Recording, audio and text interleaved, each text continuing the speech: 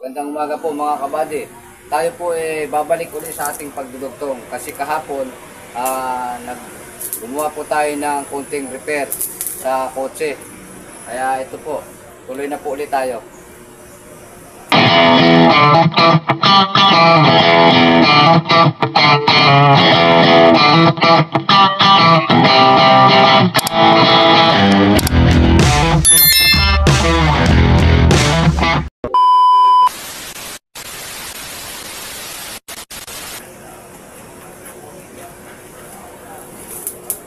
Tayo po ay magsusukat muna ng wheelbase para malaman natin kung parehas na ang gulong ang sukat.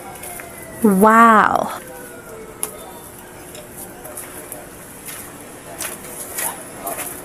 Okay pa yan. Ito rin yung dati. Pinalitan ko lang to. Maiksi yung